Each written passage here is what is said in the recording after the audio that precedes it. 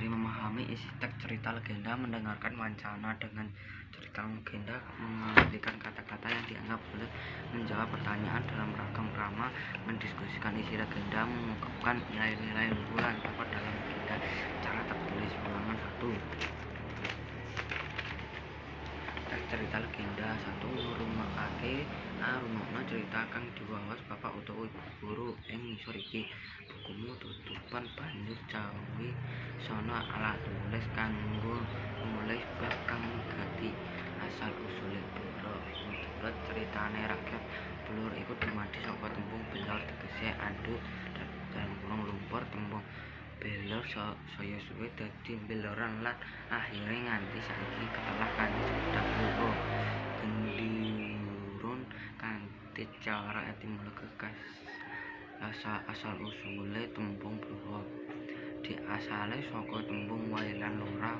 Wae tegese banyu lan lora tegese jurang utawa bisa lira-lira karo aksara B tanpa ngowahi tegese saengga jumbo karo kemajuare jaman mula. Tembung wailora dadi bailora, saka bailora dadi balora lan akhire dadi Blora. Cetane enek Blora iku tegese lemah endhek banyu. Bab iki jumbuh karo lemah ngendut.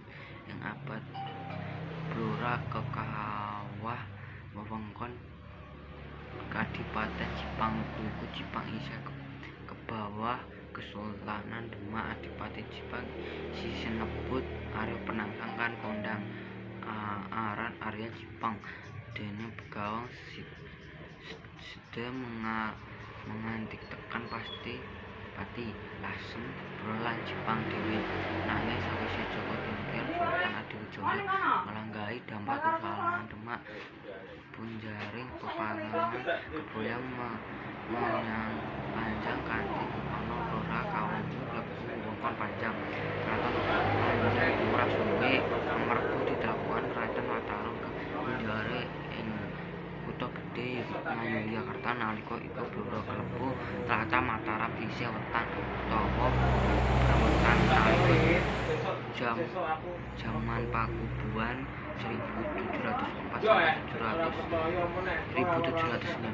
Tlatah Blora dipanggihi putrane kang sinebut Pangeran Blitar kanthi gelar Adipati. Nalika Mataram kang sinebut Pangeran Blitar kanthi gelar Adipati. Nalika Mataram ana ing pemasane Pakubuwana loro 1722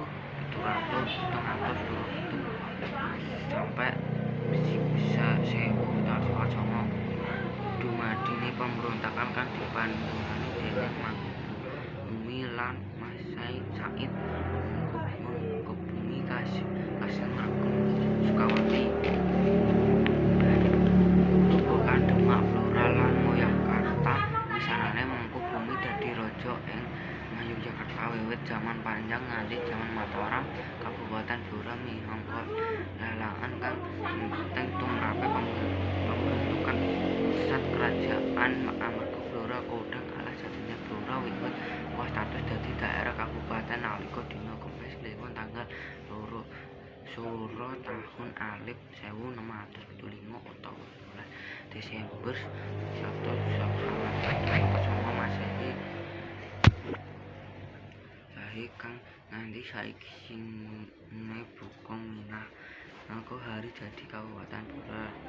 Dene bupati kang pisanan yaiku Welodikta Mudadiya mengeling-eling wae tumrape para siswa yang saben tanggal 11 Desember ing Kutha Blora dianakake kirab budaya Kabupaten Blora.